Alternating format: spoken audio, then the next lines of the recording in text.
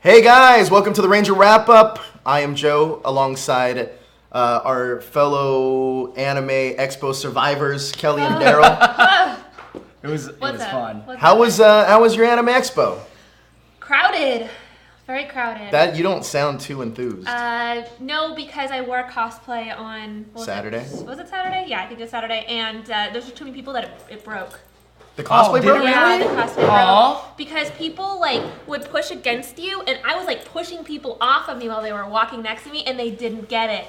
They're like, why are you pushing? Did you have a handler? No. Wow. And I had these two big boxes, so I took up some space, but I mean, if I see someone carrying a bag of stuff, I'm not gonna brush into their bag and knock it all around. Hey everyone in the chat room, by the way, how was your AX? It was fun. I had a lot of fun. I contrast to everyone else. It was crowded, yeah, but I kind of like the crowd. It's a challenge. Trying to get from point A to point B. The only thing I didn't like was parking. But my goodness! Wait, well, you live so close. Why'd you park? Little things happened in the middle. The problem with this AX, as much fun as I had problems every single day. That sounds bad. I had to park 2 miles off and then Uber every single day because it was too crowded. But here's the thing. So my phone literally broke.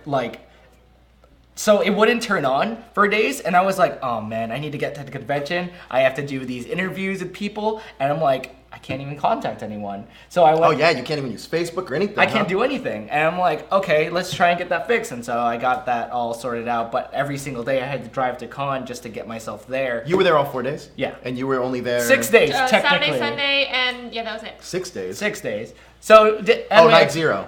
-1, 0, 1, 2, 3, 4. And so, out of your experience, what was the lightest day? The lightest day? Well, not counting the pre-nights. Day 4. Definitely day 4. Really? Yeah. 4th of July? Because less people? Yeah, there wasn't a lot of people. I was actually expecting a lot more, but we didn't get a lot of crowds then. Even you could even get to the hot dog vendors. Hot dog vendors. What about you? What was the lightest day for you? You went on all the busy days. I was only there Saturday and Sunday. I felt lighter because on Sunday I wore casual clothes, so I didn't have to worry as much about bumping into people. So I guess I'd say Sunday was a little bit better for me. Any fun parties? Did I go to parties? I don't remember. Oh yeah, I went to the Funimation party. Which one was that? I didn't go with you, so. No, I didn't go at all. You were at the bowling alley. Oh yeah. I was gonna go, but I think I liked it. It was cool. My friend Emily, who does a lot with Funimation, she was like, "You want to come to this bowling thing?" I was like, "Nah, I'm gonna pass." Although the downside was that when we got there, someone gave us VIP wristbands, which meant the free bar, but we didn't know that, so we first bought a drink at the bar, which was crazy expensive, and we're like, "Great." They didn't see your wristband. Well, it was a girl, and we had drink tickets too, and we tried to give her, and she's like, "We don't accept drink tickets here," and I was That's so dumb. I don't know if she was lying to us because it was me and another girl, but they charged us, and then when we realized that the VIP section had free drinks, we went back there, and we couldn't get our order in, it was too crowded, and then they're like, "Oh, sorry, we're closed for the night." And we're like, "All right, great," but other than that, it was fun. I went to one of the Sonic Boombox parties. Yeah. Oh, we got a super chat. What's up? Who thinks we need a team for a Neo Saban season? # we need little team ups. A team up. Team up. For a Neo Saban season. We need. I think he just forgot to write up. Okay. Yes. It's not gonna happen though. Technically, we're getting one. This season we are getting one. Yeah, technically, but it's not an official team up. But I do miss those. I miss 2 to 10th power and all that stuff. But Our little what? What's his name? It's cute. Scott Pilgrim. Oh, the Scott Pilgrim. Every time someone It's so super cute. chats, he rocking out on the screen. Oh. Yes, I don't think we're gonna get a team up. I think that Chip Lin is just not. I don't think we're gonna do that. I don't think they're gonna do that. I miss him. I think traditional team ups are always great. I think it's a great passing of the torch. Exactly. I think that's pretty cool. But the Sonic Boombox party, back to that story, that was so much fun. I went with our producer JD, Keith, Jezer, and Migdalia and Daniel. And oh my God, it was hilarious. First of all, one of our producers, Jezer, he got wasted. And he legitimately formed a dance battle circle and did the worm. And then, wow, it was the funniest thing. And then he only had $1 and he went up to the bar and he was like, what can I get for $1? And it was just such a fun time. If you want to hit us up directly on the chat, you can super chat us just like our good buddy here, Thomas Franco. We will be taking all your questions and comments on the super chat. All you got to do is hit that S button, that little sign, and it's here. It helps support the show. I also, Edward Sanchez wants to know if we're going to D23. I'm going to D23 on Saturday, and I think some of the Disney people are. Mm-hmm. I'm not looking forward to that convention though, because it's just a different thing. But we'll see what happens. Yeah. We got Comic-Con coming up. Woo! We have a lot coming up, so let us know if you guys want to chat with us. What else do we got going on this week? We have a party, a Comic-Con party. Yes, if you're inclined to show up in San Diego Comic-Con, we have a party at the Mission Brewery on Friday. Starts at 6, I believe. I will say Power Rangers will be there, but it's a big sponsored party. It's going to be a lot of fun. And we also have a store. That's our T-Fury store. T-Public store, wrong sponsor. I like how we keep plugging the wrong thing every single time. We have a T-Public store.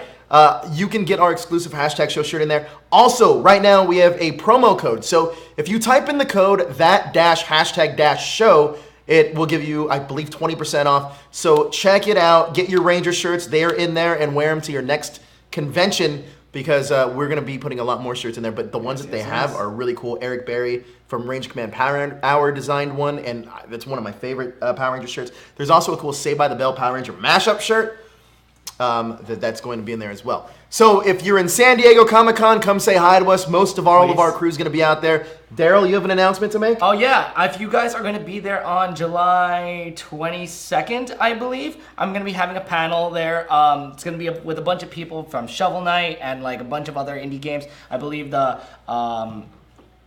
who is it? Metal Gear Solid composer is going to be there from Japan. It's going to be a really fun panel. So if you guys want to see me, please come on by. There you go. Check out Darrell, check out his panel, and support his game. Fallen Legion, Flames of Rebellion. Yes, and if you like Power Rangers, share out this video to all your social media, Facebook. Yes, to all of your friends. Facebook, Instagram, Twitter, whatever it is, just share it out. But thank you guys so much for joining us. This week, however, we are going to be talking about 3 episodes, 1 2-parter and 1 regular episode. It is Islands of Illusion, part 1 and 2, and Rockstar, episodes 28, 29, and 30. And we are finally halfway through Yes, we are halfway through the season. Kat, what's up? Shadowbird, hi. Let's get through it. We're going to start right now. Let's go. We're going to start with Islands of Illusion, part 1. We start off the episode with Zack practicing for a dance competition. Yes. He's nervous. He's nervous. He's losing self-confidence. Which is crazy, because Zack always, to me, he exudes confidence most of the time. So it seemed like a weird plot device for him. And he's a pretty confident dancer. He is. So it seemed like a very strange plot device to use Zack as the one that wasn't confident, I think. For this big dance competition that was still held in the juice bar. I mean, it didn't seem like a big thing to get worried about, but, Well, maybe that's what he's known for. And if he loses that, what does he have? Who is he? Yeah. Is he Zack Taylor anymore? Is he just some guy? We don't know. We see that Bulk gets a milkshake spilled in his face. Of course. It can't be a Power Ranger episode without Bulk getting food spilled on him. This whole episode, these past 3 episodes, Bulk is just bullied. Straight up bullied. Well, yes. Yes and no. Bulk got up and he's like, I got my own moves. And he, gets up, bravely shows off his moves, and then he falls into those pillars, and everyone laughs at him. And it's like, oh, that sucks, I've been talking about this since we first started doing it. In the beginning, I feel like Bulk and Skull kind of got picked on without reason. Yeah. But as the episodes continue on, Bulk and Skull kind of do show, they're kind of jerks here and there. I don't know if it really justifies them getting picked on this much. Exactly. But... Well, let me ask you this. Do you think that's a cause and effect type of thing? Do you think it seemed like they don't really start off as bullies as much as they want to fit in? They kind of just want to be part of the group. But now do you think that it's more like, okay, now that happened, it turned them into bullies? No, I think that they were supposed to be bullies from the start. People are liking our shirts, by the way. Stereotypical about the way they're dressed. They kind of look like the stereotypical bully. They're punks. Exactly. So I think they were intended to be bullies, but they didn't really exude their bully characteristics until later on in the series. Like sometimes they will, like when the last episode with the spinning wheel, like bully. The one where they were like molesting training, that one. I did not like. It wasn't really molesting. It was. I mean, he was like kind of cornering. I don't think that was an episode of Power Rangers. I think that was the parody called. That was my fan fiction. I mean, what? It was emotional molestation, pretty much, where it was like that dance scene where he kind of cornered Trini. He's like, "Hey, let's dance," and he like pulled her. And, I vaguely remember this. Yeah, and I was like, "Okay, Skull, that's a little too far. If she doesn't want to dance, she doesn't have to dance with That him." would not fly at this day and age. No, it wouldn't. And so at that point, I'm like, "Okay, you guys deserve this," but still, like, other than that, this episode specifically was like.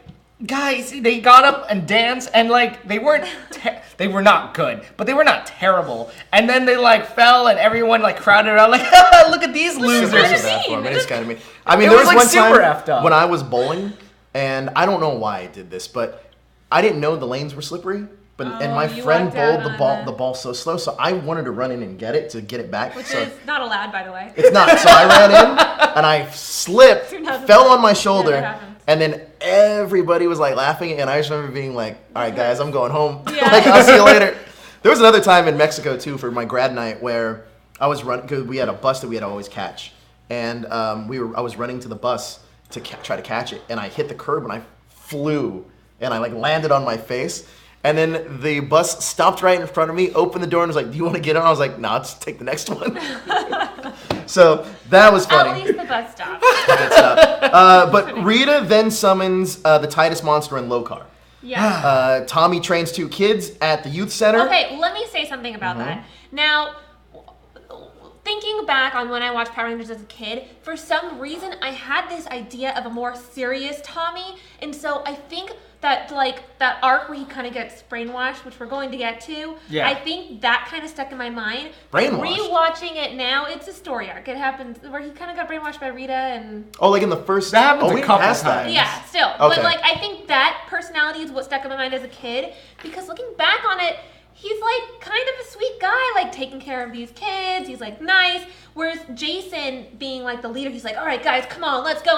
And Tommy's more like, "Oh, hey, kid, let me teach you some karate." Like I don't know. I don't remember him being this way. This is curious, actually. We haven't talked actually since, because I haven't been on a show with you for a little bit. But so, is Tommy winning you over more so than Jason? Yeah, definitely. Interesting. I am definitely Team Tommy. Me too. I'm a Team Tommy guy. And it's so funny. Sorry, JD. No, because DJ was the one that. So it's funny because I know the Red Ranger is. Oh, our personalities are very Tommy and Jason-esque, and that was the thing. But that's interesting. That's really interesting. Yeah. But so Tommy trains the 2 kids. Zack and Bulk have a dance off. I love this part, by the way, because I love that Zack does these dance moves and Bulk mimics it. And it's just great. And they give him that sound effect, do do do do do. It's just like so funny. The little soundtrack. There's more physical comedy here from Bulk because he falls into the pillars, like you said. Yeah. And Zack is obviously showing low self-esteem. Yeah. And Billy says, "Oh, it seems like Zack is experiencing transient feeling and low self-esteem," or something like that. And it was like... And Jason just shrugs it off. He's like, "Zack's fine." It's like, wait, Jason, don't you care at all about your good buddy? After that, Rita senses Zack's low confidence and summons Lokar. Earthquake happens. Power outage happens. Ernie's like, "Oh, I hate when this happens." Yeah, he's just so used to it. Imagine the insurance for the youth center. Right? Oh my god. They contact Zordon. He senses it as well. Zack isn't with them. Zack takes off to clear his head pretty much. And this is what I do like about Tommy. He stays behind. I think that same thing with the kids. Yeah, and which I thought was weird that the Rangers are like, "Okay, see you, Tommy." Yeah, like, very much like, kids, like you got it, Joe. Cool. We're out. Like, that's not really the Ranger way. I understand why, because it's like, okay, we need to go deal with like the bigger problem. Go save these kids. I get it, but it was still like the way they did it. It was just so funny. He's like, "Okay, cool, Tommy, bye."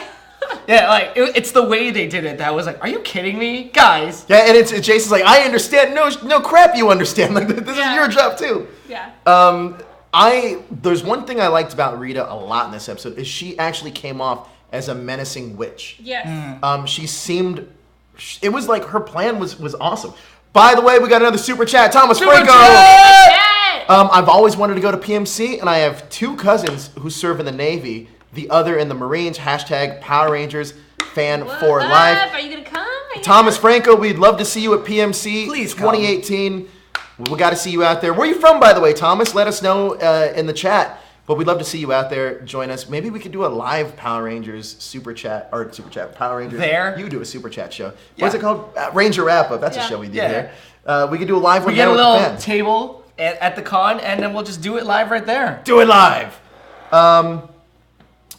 Yeah. So then after that, we see the Rangers find Zack, and the putties attack. Go ahead. This whole episode was, and these last 3 episodes are editing nightmares. So they won. It's like, there's Zack, and they're like not even like a couple feet away from him. As close and to Zack just has this face like, and like they go up to him, and they're like, hey, there's something wrong, and he still has that face like, yeah, I don't really fucking care, like, fucking Rita. And then the putty show up, and he's like, oh, okay, I should care now. You know what? I find it also interesting. Zack no-sold the earthquake, so he just didn't care about the earthquake? Yeah. He was just like, I'm having a pretty crappy day. Yeah, where did this earthquake happen that he didn't feel it? He's from, all right, so Thomas is from Falls Church, Virginia. Damn, on the East Coast. Is that considered the South, or is that West Virginia? You're from the East? Like, I'm from the East. I'm from Connecticut, but like that's like way up north. Way up north. You know, one thing I did like about this fight scene is that we don't get this enough actually nowadays, is that it showed the Rangers' athleticism. Yeah. And you could tell they're doing their own stunts, which, if you think about it, how much they were shooting and how much physicality it actually took, they're not going to a trailer. They're having to do all this stuff. And I love old Saban because it gives you that. Exactly. Rita summons Mutitis and new Mutitis. And she also summons Lokar. Zorpita. Oh. Sorry. Zorpita. Scorpina? Scorpina? Yeah. I can never hear what they're friggin' saying. Gosh, Rita, enunciate. Enunciate, Rita. So Scorpina, one thing I liked about new Mutitis is he actually looked scary. Yeah. Like for being... He was the one with the whip and chain things. Yeah, okay. He looks scary, and he automatically comes down in large form. He doesn't even bother with miniature form. Oh, yeah. And as soon as he comes down, the Megazord gets its ass whooped by this villain. Okay, there is one thing that I noticed that I really liked, and I don't know why I liked it so much, but there was a scene where when like the monster is winning, and like the earthquake is happening in the Megazord, and then like there's a scene where the Megazord kind of like goes like this, and I was like, that's really adorable. Okay, I just have to throw that in there. I don't know why I liked it so much. It's adorable. It was like this scene where he's like, oh no, like what's going on? And like the foam was coming around, and he was like, what's It was a really adorable Megazord move, and I approve. That's great. Just like to throw that out there. The Megazord immediately goes down. New Mutitis gets the best of him. Oh my god. Rita comes down and like ends up on a balcony just overlooking all this. It gets dark. Yeah, she was looking at some like random building. Yeah. Imagine if you're that family that you're like, what the hell's going on? She's gonna kill us. That part made me laugh so much because right here she lands on this balcony, Megazord's on the ground, she does her laugh and she's like, yes, kill him! Yeah. And then Tommy shows up and everyone's like, oh man, it's Tommy, yeah! And he like and then the camera zooms in on Rita and she just has this disapproval like. And it was just like I laughed so hard I had to rewind again just to take a picture of it because it was just so what? Well, I mean that's exactly what happens. Tommy gets summoned. He asks Ernie to watch the kids at the juice bar. Yeah. Good job, Tommy. But he's responsible. Yeah. Believe it or not. He's like, here, kids, play some video games. Yeah. Lokar gets a new upgrade. Lokar upgrades new Mutitis, and the Rangers are still losing the fight. We hear Tommy's flute. Dragonzord is summoned. Dragonzord immediately gets the best of the monster. Now, as a kid, you see the Dragonzord come in. But as an adult, you understand that they really are pushing Tommy to be the strongest Ranger. They really are. Yeah. So it makes... And he is. And he is. And he's like the last line of defense. So it makes a ton of sense that that would happen. Mm-hmm. The monsters make a comeback, though, and beats both Megazords. Mm-hmm. We see Lokar in the sky. It's just a big, giant floating head. Yeah. I dig it. Yeah. Fun fact about Lokar is that... What's so funny? Just the fact that he's a giant head. He is. He's great. He's a floating head. Floating head. So fun fact about Lokar is that this is his only appearance in the Power Rangers television show. However, his story is not done because he's in issue number 12 of the Power Rangers comic book from Boom Studios. Is he really? Why did he I had no wasn't put idea. in this series more? And because he doesn't necessarily die. We'll get there later. I actually think if you actually watch this episode, watch these 2 episodes, you can understand Kyle Higgins actually took a lot of story elements from this particular 2 episodes and ingrained them into the Boom Studios comic book. And we'll get to more about that later. But the Rangers fall out of the Zord and they end up on the Island of Illusion in another dimension. Which I thought was funny. The Island of Illusion? Mostly Zack. Zack was funny. Oh, I have a great... Yeah, but that's the next episode. This whole...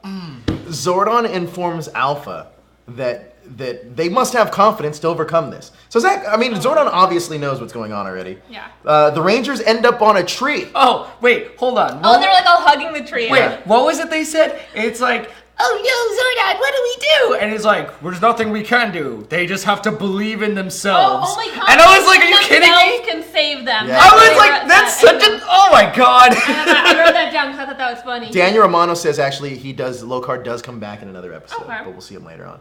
But he's also in the Power Rangers comic book. They end up in a tree. They don't have their power coins. They don't have their morphers. They don't have their communicators. And they see them walking together. It's almost like they're walking through a haunted house, like at like Not Scary Farm or like Universal Studios or whatever, wherever you're from. Haunted Mansion, whatever it may be. They're walking through this thing, and you see this B-roll of exotic animals. You can totally tell they just like took that the, lizard, the kimono dragon. And then like the person looking to, it's like the trees are watching us, and you see some guy like looking to the bushes. But that's the little guy, Quagmire. Quagmire. I like the cutscenes were it's very so funny. They're great. I love the cutscenes in this. Let's see. We get to see that. We see Zack. Zack thinks he sees something. This is the scene, and I thought it was hilarious, where he's just like... Yeah, this is great. So the music begins to play, and Zack hears a flute, and we see... It was an out-of-tune noise, wasn't it? Out-of-tune noise, yeah. And it's Quagmire that is off rhythm playing, and he thinks the Rangers are sent there by Rita. And I don't know why this happened, because pretty much Goldar appears, and he pretty much tells them how to... It's just like a video game, and the villain's telling you, this is how you beat this level. Yeah, pretty much. Like, that's what happens there. Goldar pretty much tells them nothing is real. Zack encounters a snake, and this is hilarious. That was funny. His reaction is like, ugh, ugh. I know, he like scrunches up and like... and it was just like zooming in. He's just like... Here's one thing though. I would probably my favorite moment of this episode. I'm gonna say that right now. I would probably freak out too if that happened to me. Because you're afraid of snakes. I hate snakes. The other Rangers can't see it. Zack being scared is hilarious to me. It's the funniest thing. His expression of being scared was just too good. But Zack makes a great point. He's like, we can't fight that. And they're like, what are you looking at? But he's right. They can't necessarily fight a snake. What are you going to do? You call a snake handler, like, we got to do something. Zack says that they can't fight that. Goldar says that they can't fight their fears. Or that they can't fight their fears, and one by one, they're all going to fade away. Yeah. Cut to, that is the end of the episode. So, just jumping on that really quick, like how it's saying they can't fight their fears. Conceptually, and we're going to talk about this in the, like, as we talk about the next episode. Conceptually, this episode, this island is terrifying. It's But I did not like this episode. This one or the next one, part 2? Both. It's just... Why did you like it? I mean, I like the concept of it. I don't like how dumb it was. Well, I actually did like this episode, and the reason is because it felt like there was stakes here. It actually felt like... I always like the episodes where it seems like Rita's getting the upper hand, mainly because it shows that it's not... They're actually doing something. No, that's what I mean. Like, I like those too, but like... There was a lot of points on this episode where that took me out of the moment, like Zack's whole like freak out with the snake, and I was just like, I can't take this seriously. And I'm not, you can't really take Power Rangers seriously, but I want to like try, you know? And like little moments like that, I was just taken out of it. That was really it. Yeah, I don't know. I really like this episode. What do you rank it? 3.5. 3.5, yeah? I'd also give it a 3.5. I mean, there was a lot of things that happened in the episode that seemed unrealistic, but I did love that Zack scene. Mm-hmm. I'm going to give it a solid 4, mainly because it seemed... I like when the sky goes dark. We don't really get to see Power Rangers fight in darkness a lot. Just a couple things. I like the Zord battle, actually, because it actually felt like they didn't just beat the monster. And that one adorable scene that I just can't get over. I love it so much. So part 2, Rita is working on a plan. Goldar is ready for phase 2. The Rangers figure the more Zack doubts himself, the more he's going to fade away. Quagmire appears and rhymes. I like that Tommy calls him, hey, what's that little dude? Like, he's like, where's that little guy? And they call him Quincy. Jason calls him Quincy. Kimberly calls him Quasimodo.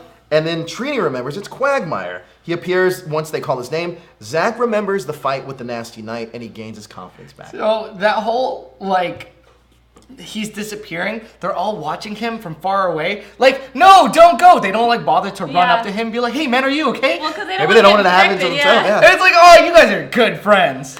Like, God. So we see the fight with the Nasty Knight. Zack thanks Quagmire that he's still around, and Rita is still happy that they don't have their coins. Zordon and Alpha, they're looking at the Rangers.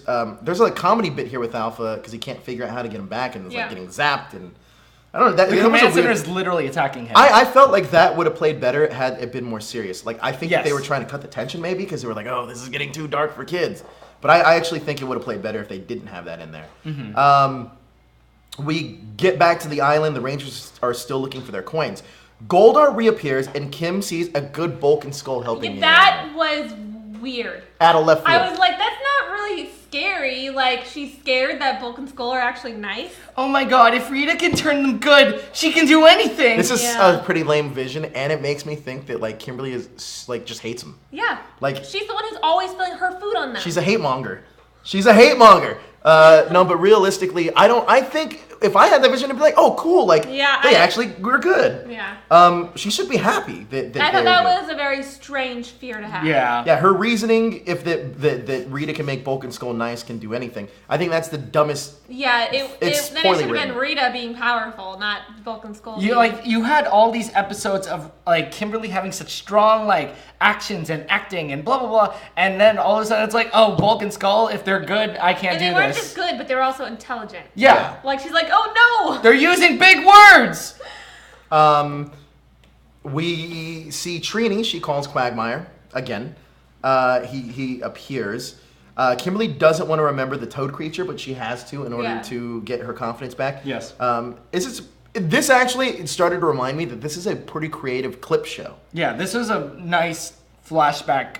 Nice way to do flashback episodes. Other seasons should learn from this because it had a storyline, but yet it still was a clip show. Yes.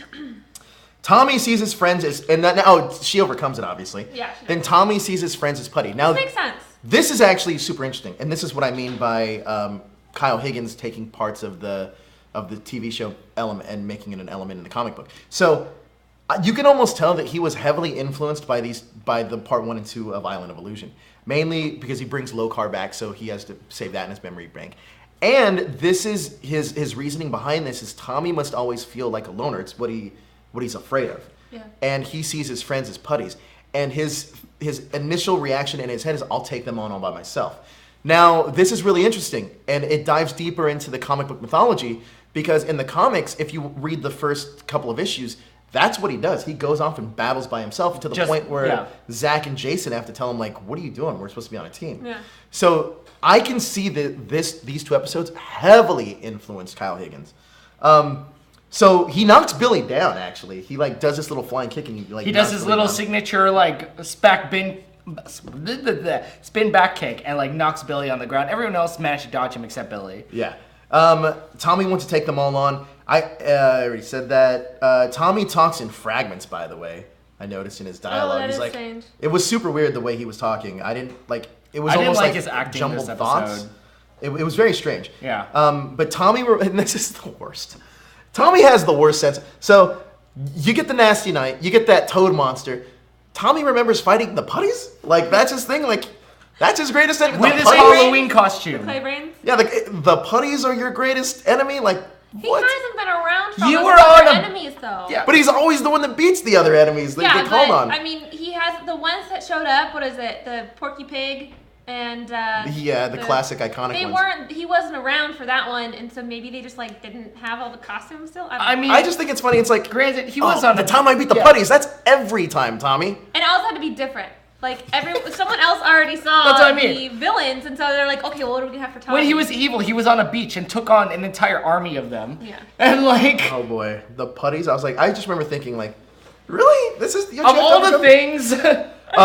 Rita's upset though because Tommy got out of it, and I think she wanted to like screw him over the most. Well, maybe that's why she later hypnotizes him. Yeah, it's true. Tommy tries to play it off as that he wasn't scared. He's like, I wasn't scared though. He's trying to be like the big man. I knew you were all there with me. Trini starts to disappear. What's that? Daniel Romano corrected me, Pudgy Pig. Oh, Pudgy Pig. I messed up. My mistake. We get to see Rita's next target because Trini starts to disappear here. And she sees Billy high up. She starts to disappear almost for no reason, by the way. And you can tell at this point, they're not like, God, we just have to write them disappearing. Let's just figure it out. So she sees him. She sees. I understand why, but it was just like, oh, everyone's around me, and now suddenly I'm looking at a cliff and Billy's on top of it. It just seems like a cutback to an old scene. Yeah. They're fast tracking this episode. Though. Yeah, they were. They're just going really fast just to get through it. They put too much time in Book and Skull. They actually put too much time into Zack and the Snake, I think. Yeah, but that was in the first episode. It was. It was still too much time. It was way too much time. No. But he was scared of that snake for quite a while. He was scared of that snake for a while. But she sees Billy high up. She remembers. She really just remembers getting him off the ground. Funny enough, Trini's the only one that has a callback memory that doesn't involve like a villain. Yeah. It's just overcoming a natural fear, which I found really interesting. She's just so naturally strong that that's the only thing she really feels. Great point. Yeah. Great point. Is that everybody else had to overcome a villain? It was her own. Whatever it is, fear her own personal fears, which is odd considering that she drives a giant behemoth of a tiger. Yeah. And granted, she's a foot, but Billy begins to disappear because his genius, or she overcomes this. Billy begins to disappear because his genius can't get them out of this. Yeah. His intelligence isn't enough to save him. I really like this though. Because, I mean, obviously, that if you're Billy, he's kind of the one that's kind of relied upon the most. Yeah. I mean, he made their morphers. He made a flying car. Not the morphers, the communicators. Sorry, my mistake. I also like the fact that he's just like, you know what, I let everybody down because of this. And we get a call back. Trini seems the one to have the keyword to call Quagmire. She always calls him, besides when it was her thing. But Madame Woe, he remembers the fight with Madame Woe, and that's his resurgence. Yeah. Then Goldar appears, and he calls into question Jason's leadership here. And this is the one that I was like, I wish I'd seen more of this. Me too. This was my favorite one because Jason sees, instead of him disappearing, he sees everybody else disappearing. Mm-hmm. Yeah. And he's like, I let everybody down. Like, I'm not a good leader. And he begins to, they see him disappearing. But I love this because this plants a seed of doubt. And I understand now how Tommy became, no spoilers alert for you, how Tommy becomes the leader. Because he becomes the leader? I think it's super interesting here that this begins to plant. First of all, you get a new guy coming in on the team that's pretty competitive with you in terms of like fighting ability. Mm-hmm. And once that happens, you immediately begin to question your place on the team. So after that, you can immediately see that, like, man, now that seed's planted in his head, now he's going to overcompensate for the leadership quality, which I find very interesting. That leads me to a very interesting thought. Do you think they would adapt something like that for the movie series? As far as like planting seeds of doubt for why Jason leaves the team? I would love to see that. I would love to see that happen in the movie series where I mean, it obviously, storyline-wise, we know why the three Rangers left. Yeah. But if you really think about it and take a step back and just try to think of it as a storyline, they plant seeds all the way through. They plant seeds that Tommy's the strongest. And you have to understand, as an audience viewer, as I'm older now, I can see that. Yeah. As a kid, you don't really see that. But it's mentally planted like as subliminally. As a kid, you talk to all the 90s kids and you're like, oh yeah, Tommy was the best. He was the most powerful Regent. And, you kind of just agree with them. Well, watching them back now, then we understand why he was viewed like that. Exactly. And now I think this questions in his head, like Jason begins to question everything. Mm-hmm. Yeah. I also think that this might have been the best kind of like thing he had to overcome. Mm-hmm. Because he kind of, in his head does let everybody down. But he overcomes it. Let me see where I'm at. He ends up overcoming it. Because he fights King Sphinx. Funny enough, I was just remembering that most of all of the Rangers fight classic villains of the series, just in general. Iconic villains. Iconic villains. Yeah. So once Jason overcomes it, they all get their communicators back, their power morphers back, their power coins back, and Rita throws the island like off, and they come back to reality, or our dimension, or the Power Rangers dimension that they're currently in. Yeah. They use they automatically get teleported back to their Zords too. Yes.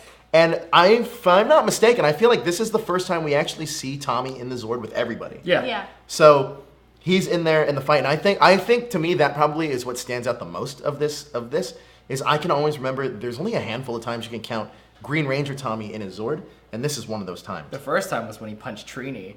That's true. That first time is when he punched Trini in the head. This is 100% true. The Mega Dragon Zord defeats Mutitis with the Dragon Ball. So we haven't seen a Dragon Ball in a while. Yeah. The Fireball. We haven't seen one of those in a while. They call it Titanus. Titanus? I don't know. Titanus? They call on Titanus to form the Ultra Zord. Also, Thomas Franco again. Could we get a Six Ranger team up? What's up? Team up in the future with future seasons of Power Rangers. Six Ranger team up. Six Rangers. So like that's super hard to keep track of though, because like Omega Ranger, Magna Defender. In Dino Charge, who's the Sixth Ranger? That would technically be like Ivan, yeah. Interesting. Because I mean, yeah, they had a whole bunch of extras, but he was like a part of the main team, like the sixth. But then it's also debatable because you have Kendall, you know. Kendall, who technically does join the main team. Well, who's your favorite Sixth Ranger of the series? Of like all time. All time? Oh no. Jason is the Gold Ranger? No. You as the Phantom Ranger? No. I'm gonna bring him the helmet next week. Do it. I will. I don't know. Maybe Eric from Time Force. That's JD's. You only have one Sixth Ranger to really choose from, so I'm gonna go. You like Tommy so far? I like Tommy. Anyways, they beat the monster. Titus. Titanus. Mutitis is the monster. Mutitis. Oh, okay. They defeat the monster. Like... the Lokar runs away, gets out of there, and we won't see him again until Doomsday. But after that, we see him in the comic. We get to the dance battle. What this episode, the last two episodes are about one thing. What it all came down to. It's about confidence. This episode teaches you about confidence. You can overcome anything. Mm-hmm. And now this is what the episode, I guess, built up to, is this dance competition. We see a dance routine by Bulk and Skull, but clearly Zack is the better showman because he wins like we knew that Zack wasn't. They gave Bulk a -3. Even the judges are bullies. I felt so bad for them now. Like they went up there with such confidence and they were like, we got this, and a There's -3. no way at a high school dance any judge would give a student a negative number. Yeah. That's true. That's straight up bullying. And also, Quagmire's the DJ. Yeah, he was the DJ. So that's pretty much Island of Illusion. Looking back, and Zack wins the contest. Zack wins the contest. I loved this episode when I was a kid, but looking back at it as an adult, there's a lot of things I liked about it. But I think now I like it for different reasons. Because I like it because I can tell. Because I'm a huge fan of the Boom. If you hadn't noticed yet, I'm a huge fan of the Boom Studios comic series. I never would have guessed. Yeah. So you can tell that he took so much inspiration from these two episodes and made a whole storyline out of it. And I think it's super interesting because you can even see that I like the fact that Tommy battles the Rangers in this a little bit too, as a callback to Green with Evil. And you can almost see some of that storyline play out in the current issues of the comic. So on a scale of 1 to 5, what do you give this one? I'm still going to give it a 3.5. Kat, on a scale of 1 to 100, I like your picture to be 100. Did you see your picture? 100. 100. Good job, Kat. 100%. 100. Amazing photo. I loved it. Yes, I agree. How many are you giving this? I'm going to give it a 3.5.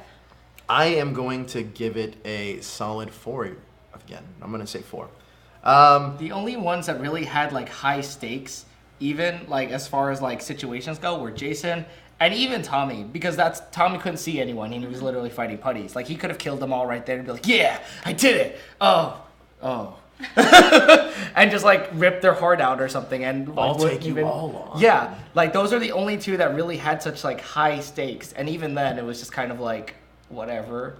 Y'all should have known better. Everyone was disappearing. I expected one of them to be like, "Oh, this must be an illusion," but it never happened. Never happened. You would have assumed Billy would have been like, "Guys, this is nothing here." Yeah. Guys, you're all idiots. Next up is Rockstar. Now, just to let you guys know about Rockstar a little bit, I saw this episode extremely late last night, and I began to fall asleep at the end of it, but I got through it. And I know you said the same thing. Yeah, I was starting to fall asleep too. So the rad bug makes its reappearance in the Power Rangers continuity. But they don't make it fly. They don't make it fly. They use it as a practical vehicle. Yeah. Billy, Zack, and Kimberly are awaiting Trini to arrive on a field trip. Jason says he's not going to go with them. He's going to hang out with his cousin for the week or weekend or whatever, however long this was. So Trini shows up with treats. With treats. You would have eaten it right away. You wouldn't even have questioned it. Great, yum. Oh, that's escargot. You would have finished like 5 before you heard the special ingredient. I like how nice they are too. They're like, what? Like they don't spit it out in front of her. This whole sequence, you guys know, I'm very like big on the whole like, editing, whatever. And they did this whole part very well because it was just like, what's in this? And then the camera cuts and they all turn around, they like toss it, and they all smile like, yeah, it was no problem. But this was it supposed to be like a brownie? It looked like a brownie. It looked like a brownie. It was. I think it was like some brownie chocolate with something. Snail in it. Yeah. Is that an actual thing in France? Because I've eaten snails in France. No, but not as a brownie. As a brownie. Pesto sauce. Like if anyone knows if that's a thing, please let us know. Did because you like I've snails? never. It tastes like heard oysters, just in pesto sauce. Okay. But one thing that I didn't understand about this scene though was there's no setup to why Trini's taking cooking classes. It just kind of happened. Yeah, like why? Like what was the point? What was the purpose of this? Is it just a comedy beat? I think it was just a comedy like take. Because I didn't understand it and why. It was weird. It just played off really weird. It made me laugh, but yes, I agree. Mainly because it didn't make sense coming from Trini. Mm-hmm. Yeah. Like it would have made more sense if Billy was the one that did it, or even Kimberly, or even Zack as a prank. But it just didn't make sense for Trini to do it because she was always so kind of stoic and like this, not stoic, but she was definitely more like serious and she wants to be the team mom. Yeah. But it just didn't make any sense to me. It didn't play well. Rita looks for the mirror of destruction and says it's on Earth. Bulk and Skull eat sloppy Joe pizzas. Now, so they're hanging out, minding their own business, enjoying a pizza in the park. Looks great. I'd totally do that. And then Jason comes along with his cousin who's like, hey guys, let's fight, and pushes freaking Bulk into some pizza. Wait, that's not it.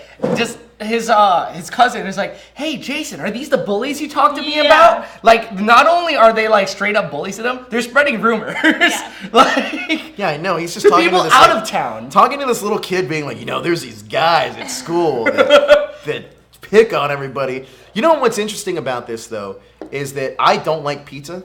Yeah. And anybody that really knows me knows that. I love pizza. But it made me, this is like a deep dish sloppy Joe pizza. And he puts it this together. looks good. It looked good. I was like, man, I kind of want this. Pizza. I was just thinking that. I was like, you do have a burger sitting right here. I know, I have a burger, but I'm not going to eat it. I'll eat it later. But then Bulk challenges Jason to a fight after Jason kind of makes fun of him. Yeah. I see how it is. Let's go. He's like, oh, you got something on your shirt. You got a little cheese on your shirt, Bulk. That's what he says. And then, they kind of fight. Bulk does his thing. But, yeah, it's so weird. It just seemed like Jason instigated that whole thing. Yeah, just to make him look they stupid. were enjoying the nice weekend or whatever it was. Do you think Jason just wanted to look like a tough guy in front of his cousin? Oh, yeah, totally. Now you're turning on Jason completely. What a bully. You're done, Jason. You're done. Jason, Bulk pretty much beats himself up. Mm-hmm. Yeah. And then Jason has the wisdom of it's brains over brawn.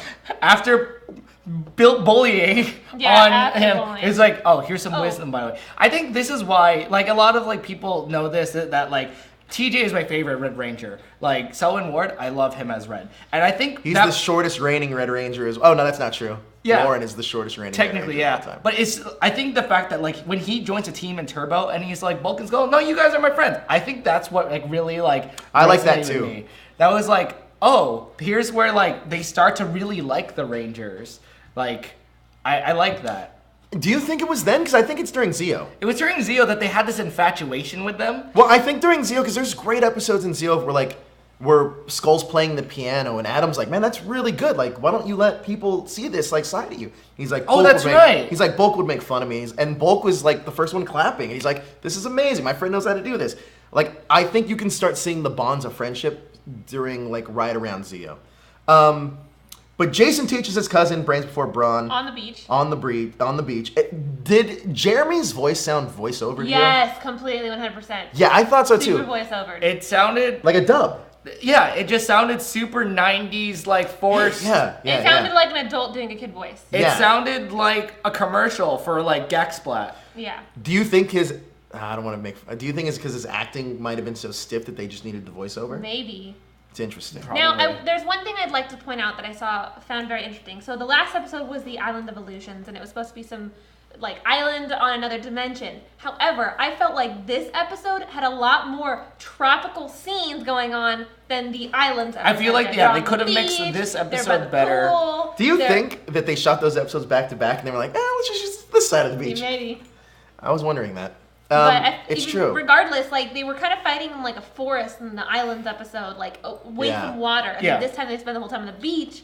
I felt like it should have been swapped. You can also tell in this episode that they have to use the beach essentially because the Japanese footage takes place on the beach.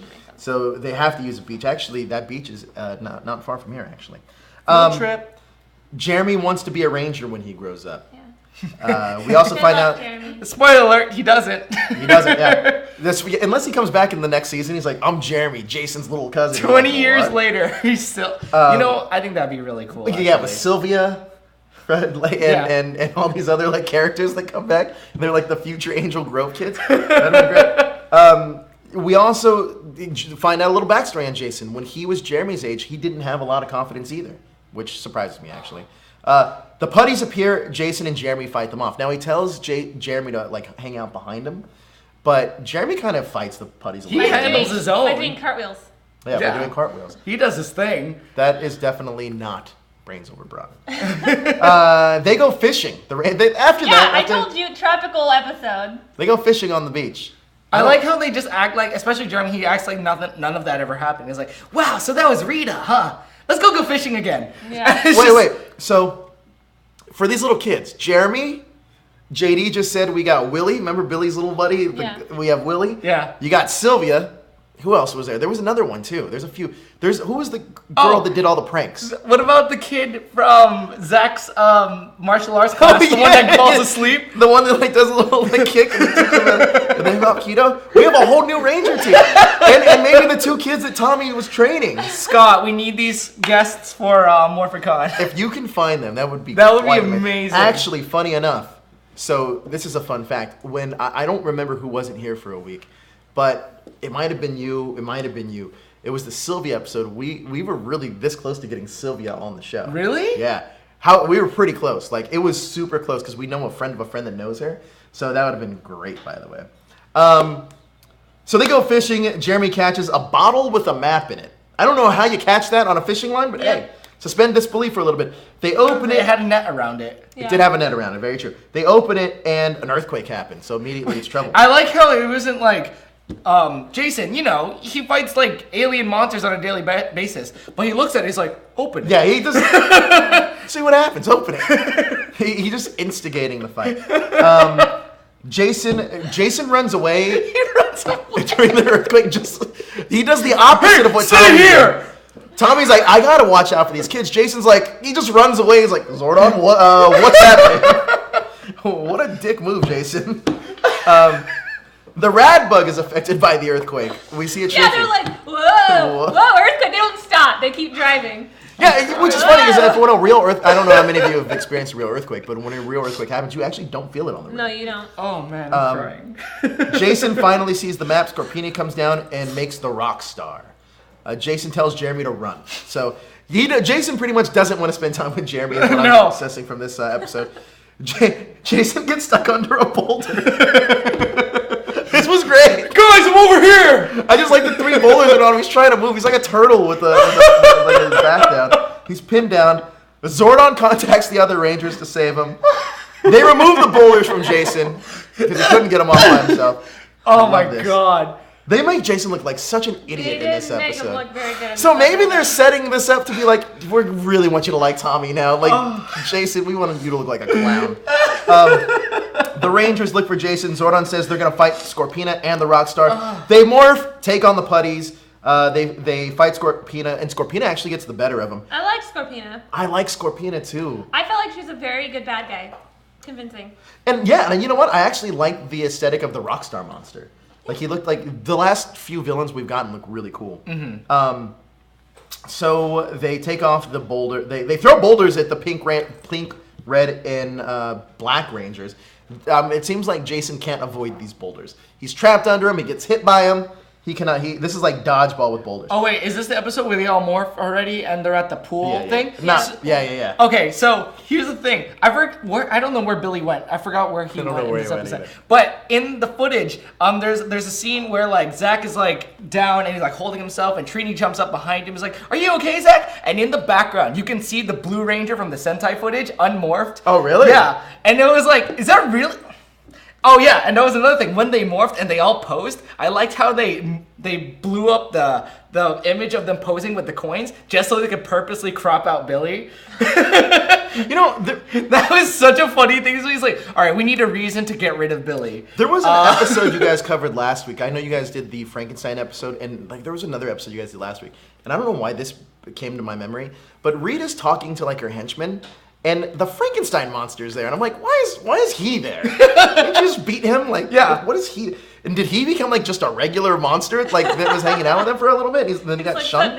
Yeah, I want to know what happened in the Sentai footage because this looks stupid. Yeah. Well, anyways, the putties chase Jeremy. Jeremy follows the map. He also distracts some of the stone. Yeah. He also finds the mirror, right? Yeah, he finds the mirror. Finds the mirror. The putties. Under some more stones. Yeah, under some more stones. This is Rockstar, very fitting. This is very the mirror destroys the rock monster. Funny, the kid pretty much destroys the rock. Oh my god, that was the stupidest. I don't have words for. All right, so he gets it, and he's like, "Oh man, what's this?" And he opens it, and the putty just like disintegrates in this like claymation like. Oh, okay, this is some super powerful thing. And then the Rockstar comes up and he does the same thing and just destroys the monster of the day. Like, with no issue. And he's like, this is too hot to handle. And then throws it. I love Scorpina, though. I think Scorpina is so menacing. I agree. I thought that she was scarier than some of the other villains. And she always seems to get the better of the Rangers. Yeah. She has their number. The Rangers fight Scorpina on the beach. And then the monster... I don't know what happens. The monster they fight the monster, giant size. So what happens after he throws it onto the beach? Scorpina finds it, then grows bigger and uses it. What I don't like is that Jeremy had this all-powerful weapon that he could have been like, "Here, Rangers, use this to destroy Scorpina and probably Rita forever." And he's like, "Nah," throws it onto the fucking beach. Nah. Anyways, the Rangers beat the monster. We end our episode. We don't end our episode necessarily because this is a great part. So Jeremy meets up with the other Rangers at the youth center, and he but he doesn't know the Rangers. He doesn't know the Rangers, but he recounts his experience, and he's doing all these karate moves. He almost kicks a lady in the face. This is the point where Jason should be the older cousin, like. Calm down with you're gonna hurt somebody. Relax a little bit. Oh he's just letting him do his thing, and then he's about to leave, and then he's like, yeah, and the Red Ranger was the best. Like, tell me more. Like, feed my ego. It was great. Like by the way, there's no Tommy in this episode. Mm-hmm. Yeah. Zero Tommy, and I don't know why that is. Probably because he was gone out of the. Yeah, they probably didn't have enough footage or something. But they don't even have an explanation on why. It's like, oh, Tommy's off with his parents. Just. We're not gonna hang out with them. He's teased. Like, not even a communication call. Like, hey man, where are you at? Aren't you coming on this field trip? No. I'm ditching school today, guys. Yeah. I'm out. But I found that hilarious. There's no Tommy. But I also like the fact that Jason gets put on the spot by. They're like, oh, what happened to you this whole time, cousin Jason? He's like, where were you? Why'd you run off? And they were just like. How are you going to get yourself out of this? All right, let's go. Yeah, no excuses. Like, I got a class to teach. It's like how they all knew. It's like, so you just totally left your cousin to fend for himself. Pretty much. Guys, give me a ranking on this. Oh, by the way, we're halfway done with the first season. Woo! Finally! Yay! Ranking. I would give this. We're going to get to some really good episodes the next few. Well, I'm going to give it a 3.5.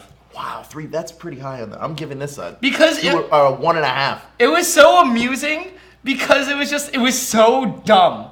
I mean, they do a great job of making Jason look like a complete klutz. Like, not a klutz, but definitely not like a responsible dude. Yeah. And And I'm just still curious. Is this like, was this planned? Like, do you think that they were just like, we have to make Tommy, we have to write him super strong. Everybody has to love him, so we have to make Jason look weak. Yeah. Right. And it seemed like they accomplished that goal. At least in your head, like you're a new viewer, and like in your head already, it's like, I'm Team Tommy now. Jason who?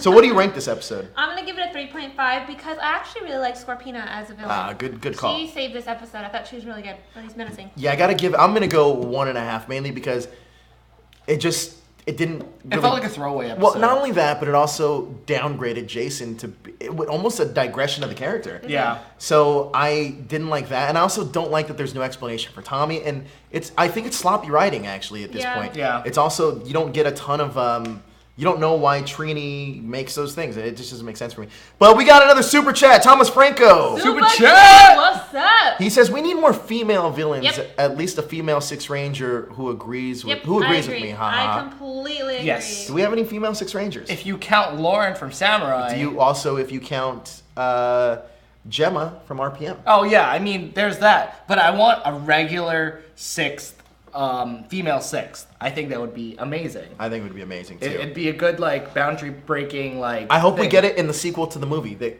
might or might not happen. I really want one. Think it would be really cool. But that is it for this week. This week's episodes. However, we do have your questions coming up right now.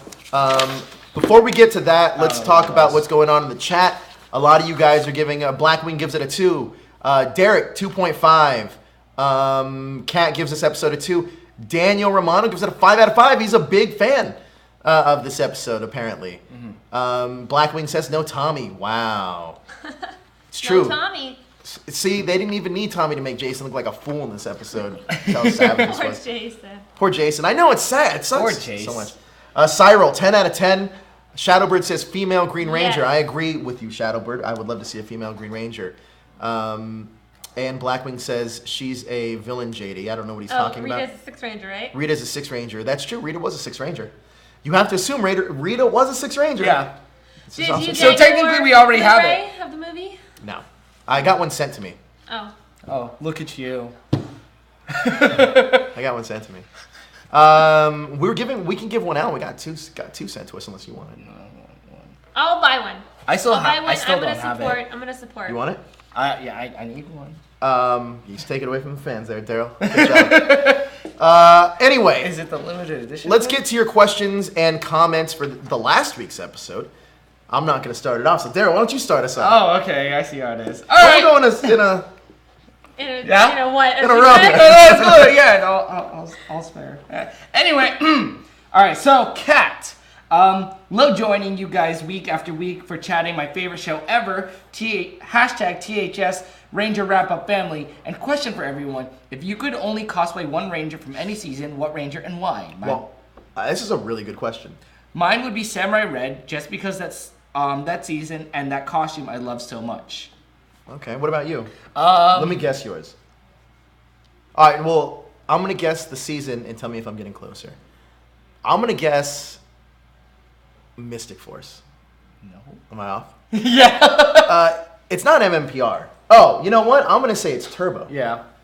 And I'm going to say it's Selwyn. Yeah. Or Red Ranger. I love the aesthetic of the suit. I actually do too. I think they're really good looking suits. It was really before its time, because before that it was Mighty Morphin was very simple. Zeo was like, I love the Zeo suits. Zeo's cool, but it was weird because it was just like that weird cybernetic thing, and then shapes, and then the turbo suits were so like complicated and cool looking. So funny thing about the Zeo suits that I never noticed until our producer JD pointed it out is that. So the reason why it was Zeo Ranger 1, 2, 3, 4, and 5... You've never noticed that? Is that because of the points on the helmet. I never knew that until recently. You really? Yeah. Like the circle was 1, the 2 things were 2, the triangle had 3 points, and the square was 4, and the star is 5. I never really realized that. Anyway, what would you cosplay? That's a tough Scorpina! One. I'd totally do a Scorpina cosplay. I totally would. I actually don't think I've seen a Scorpina cosplay. I've seen one before, but totally it wasn't it was like at Power Morphicon probably 2 years ago or something like that. You should totally do Scorpina. I'm down. Maybe I'll do it for Power Morphicon. Ooh, I actually have a Power Ranger cosplay. The Phantom Ranger. The Phantom Ranger. I get to wear it. It's not a cosplay. It's actually from It's my set. suit. Yeah, it's from the set. suit's pretty sick. I will say. I'll bring in the helmet next week. But the chest piece is so complicated. Yeah. That you have to unhook. There's like these 2 metal rods. You have to unhook it. It's just all this thing. I can't even put the stupid chest piece on by myself. It's complicated. Next up, we have Andrew Suarez. He says, "What's the team debate you guys speak of? I must have missed out when this all started." Oh, it's probably talking about Civil War. Oh yeah, the Team Joe, Team DJ. So it's a fan fiction that that Abigail and Blackwing, I guess, are putting together. That is us as Rangers. The hashtag equivalent to Civil War. Captain America Civil War. Yeah. But it's a fanfic they're putting together that people are choosing sides on, and DJ represents kind of like going off on his own, not having a mentor, not having any oversight, whereas my side represents more following like the Zordon kind of way. So look at that, hashtag Team Joe says cat. It'll be cool. It'll be it's a lot of fun. I'm really excited to see like what they come up with. We actually are putting together our own Power Rangers thing. I don't want to say it's. Am I part of this? Did you know about this? Yeah. I literally just mentioned it to both of you guys when I said they're not gonna adapt something, so we're gonna use it for us. Huh. I'll tell you guys when we're done. But it's going to be a lot of fun, and I think it's so much fun because we've started plotting out some of the stories, and I will say that a part of the story takes, and it's super cool the way we're doing it. But if we execute this in time for MorphiCon, that's when we're going to debut it. Kind of like the Game of Thrones thing, but a lot different. But that's going to be coming up soon. So that's pretty much where we stand. Okay. Yeah. Cyril Moore says, "Nice review, guys. What's your thoughts on this episode of Island of Illusions and Return of an Old Friend? Which Power Ranger movie had the better yellow and pink Ranger suits, MMPR the movie or Saban's Power Rangers movie?" Do we want to tackle those questions first before I ask more questions? Yeah. So for the first one, what's your thoughts on the episodes Islands of Illusion and Return of an Old Friend? We've already pretty much given Islands of Illusion. When did Return of an Old Friend happen? That's season 3, right? No, that's going to be the end of season 1. Oh, that's A Friend in Need. Okay. Like towards the end of the season, Okay. we'll get So we'll get to that one, right? Yeah. Which Power Rangers movie had the better yellow and pink Ranger suits? MMPR the movie or Saban's Power Rangers movie? Now, I really liked the suits from the new movie a lot. I did too. Like iridescent, like kind of like transitioning the Only color thing had. I didn't like were the helmets all look the same except Jason's. Jason's and Kim's. Jason and Kim's look very distinctively different. Kim's was very distinctive of like the original suit, but every other suit looked like a variation of Pink's because they had that little like thing down in the middle. Yeah. But color-wise, I loved it. No, yeah, like the design of the suits, I was not a fan of because they're like, it looked like a giant jumpsuit. There was no color break. I wish there was more silver. Which suits? The new suits. I wish there was more like color break on the arms, like maybe more silver, more white, just to like give it more definition or, show that there's boots or gloves. Yeah. But otherwise, the designs for new suits, I love them. Except I didn't like how the females had heels. So stupid. Running around in heels is a lot of work. So dumb. I didn't like that either. Cyril Moore also says SS4 Gogeta is my favorite anime character. Darrell, I believe you know more about that. Gogeta. That's when Goku and Vegeta fused. Oh, okay. That makes sense now. What's your favorite deleted scene from Saban's Power Rangers movie? I haven't seen deleted scenes yet. I haven't seen the deleted scenes. I haven't seen maybe the cameo, the alternate Jason and Kimberly cameo where Tommy. I saw that leaked online where he still has the long hair. Yeah. Maybe that. I haven't seen. I need to judge for myself. It's been a long time since I've seen that movie. The new one? Saban's Power Ranger movie was the one that was on TV, right? Yeah. Wait, what? Right? MMPR, the movie, is the new one. The first one. Oh, that's the first one. That's the first one. Yeah. Then Saban's Power Rangers movie is the recent one. Yes. Okay, all right. Yeah. I got those mixed up? Yes. I think that's right. All right. It's very close. Oh, here we go. He's in the room right now. He just says the helmets in the 2017 movie don't really look alike to me. I don't get that. Yes. They look alike to me. But FF Justice. This. That was it. You have 2 pages worth of this. Let's go. All right. A few years ago, I was watching a rerun of the Power Rangers Lightspeed Rescue episode, The Omega Project, when the Rangers get the Megazords. Actually, that's probably my favorite Megazord. Like the Omega Megazord. You know what? Since I hate mechs, I don't really have a favorite. You don't like mechs Anyway, at all? No, that's why I don't like. This is why I don't like Gundam, and I don't like. Oh. so good. I'm not a fan of mechs. Evangelion? Evangelion. I can pronounce however long it is. Yeah, but you know what? The You're still not as only bad as story Jasmine. that I do like mechs with is actually Voltron. The new one? Okay, Yes. all right. I can Because see that. the new one is very focused on like character development rather It's than... all, and I also like the fact that they have to bond like with it. The Power Ranger movie did a good job at it too, actually. But yeah, not a big fan of mechs because sometimes I feel like, literally every time I see these, I think, okay, so they're just trying to push a new toy down our throats. You should probably watch the It new works, though. Gundam series, actually. I don't like Gundam. I know, but like this one's pretty good. It's not that I hate giant robots, by the way, Blackwing. You don't know anything about me because you chose the wrong side. But Yay! at least I got Darrel. He's like our Spider-Man.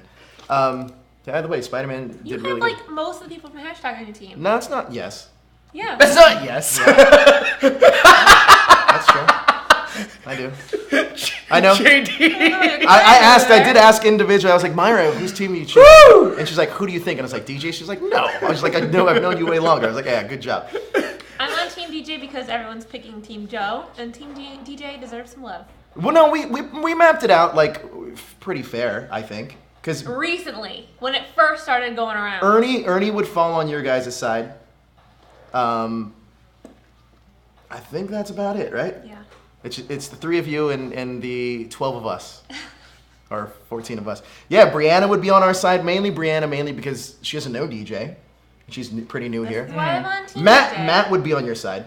Matt, our new comics guy. Matt Rat House? Yeah, he would be on your I side. don't know who that is. I haven't met him yet. Obviously, Jessica mainly because I work with Jessica. And we're really close. Maverick would be on our side. You guys would have Jasmine. Yeah, we have Jasmine. You might have. Blackwing's right. Joe, your team is way too big. Well, that's what happens when When what? Javier's not on the What? cap. Javier's He's not. not even gonna finish. When what? That's just what happens. Anyway. Yeah, squad. But Javier's not on the show anymore. But if he were, I would say Javier would probably. I would assume Javier would be on your side. Okay. I mean, fair to say, I think Okay. Javier would probably because he's a gamer. He Does can he relate to know you guys more. Team DJ? Or does he know DJ well? Not well, but he knows I him. feel like he'd be Team Joe. You think so? Yeah. Javier? Yeah. Yeah, maybe. Yeah, I think it would be you. Anyway. Team DJ. Anyway, back to What's up? this essay. When the Rangers get the Megazords, the Green Ranger, Joel Rowling's kid's brother Simon, an aspiring astronomer, appears. Though he helps warn Lightspeed of a killer meteor sent by Olympius, I teased how big Simon's head was hard until I looked in the mirror long enough. Now all I can do is relate. So he's pretty much saying he has a big head. That's what I get there. No, you don't. I don't know, actually. I'm being nice. Anyway, anywho, fun wrap up again. Shout out to Jerome for helping Caldera because That's me. Nadira and Kelly's pink hair. That's me. Caldera. I'm Caldera. And Darrel knows who Craig Mack is. The rapper? Hashtag Teehee Boy. Craig Mack, the rapper? Yeah, he's always, I know who that is. I don't know who that is, actually. So Daniel helped me figure that out Super yesterday. Derek last week. Hervey! Sup, hashtag Neo Trinity. Oh, you guess you're the new guy. Because Oh, cool. DJ figuratively passed the torch to Darrel, making you guys revamp the unit. Get it. Hope you guys all dig the goods. Oh, shit, I forgot to bring it. Oh my goodness, that's where they went? You still have them. No, so found them. I knew I forgot something today too. I sent I sent. Oh man, I'm bringing it next week for sure. What Q Ranger would Just you like leave cosplay? the show right now and come back. We'll hold Well, it- here's hold the down thing. Q Ranger's gonna tie into a lot of the things we're doing here. So me and JD have been trying to plot this out to figure out who's who in Q Ranger. Yours is easy, because you'd be pink. Yours and I is where it gets difficult. You've thrown a bunch of different things at me. Either I'm red or I'm Kotaro. Well, no. I think you'd be either red or Spada. Spada. Yeah. I So can see Fudameista. I could see Spada, but so the thing is, I think you would be red and I'd be purple. But then JD's like, no. You would probably be red and have Daniel be. So it would flip everything. So we got to figure all this out. That's we're tied up here with logistics. Yeah. But it's gonna be cool. Anyways, I personally like aesthetically looking. I think I like Purple's costume my favorite. But you said you don't like the cape. I don't like the jacket or the cape thing. I like it when he's not when he was was wearing like the white boots and stuff. Ryu Violet before he love became Ryu Commander. I think it looks so sick. Truth be told, actually, like Silver's costume looks really good too. It looks really good. And I like the Cobra kind of helmet thing. Tsukai Silva. They just have great costumes this season. Although I don't like the Pink Ranger out of cosplay. Yeah, Or because out it looks out of suit. Because it looks like it's so weird. It looks like Out of she's like suit. has these weird boob things. Yeah, I don't like her pigtails at all. We were talking about this in like the Yeah. meeting room earlier while you guys were like filming. She looks like she was ripped from Splatoon. She does. With like the little round pigtails, they have like those like little. And like, You think that was an inspiration thing? think it I could want to be. say yes, because she looks so much like those characters. And the thing is, like, I love her personality. She's so cute, she's adorable, but I don't like her costume. I really don't, and I want to, but I can't. Yeah. Interesting. But the suit's good with the wings. That's Yes. good. That's rad. Anyway, back to it. So I've been thinking about the most comedic members of any Power Rangers team, but I recently noticed those who easily come to mind are males, and I kind of don't want to believe they're just males because comedic females are adorable. Hashtag shout out to the hashtag show gals. Hashtag show gals. Be it Lightspeed rescues Joel trying to get a kiss from Miss Fairweather, or SB's Jack walking up to Sky unbeknownst to Sky, operating a monitor and jokingly shouting, "Ayo Sky, what up?" successfully startling him. Hashtag funniest Power Ranger moments I ever seen so far. Also, Tommy was a prankster. He pulled like a prank on Yeah. Zack. with a On spider. and offset. On and offset, yeah. Yeah. Now I'm simply curious if any team has a jokester ranger who is female. Can you think of any off the top of your head? If they brought back little Sylvia and she became she was mischievous, or only it was Sylvia, the little mischievous one. Who? Can I think of any jokesters that were female? That's a great question. I feel like they do exist though. I'll get back to me on that. Yeah, I'm I'm like scanning my brain. I don't think. Okay. In MMPR, Kimberly tends to make me laugh the most, so I'd say her. Not sure about Aisha or Kat.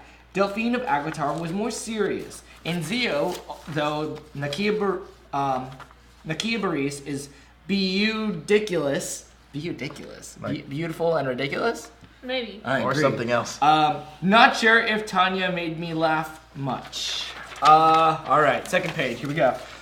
Don't remember much from Ashley and Cassie from Turbo and In Space. In Lost Galaxy, Maya said kinda adorably goofy stuff. In Lightspeed Rescue, had some good, funny Kelsey lines. In Time Force, Katie and Jen had some good, funny lines. In Wild Force, Taylor nor Alyssa said much that was funny.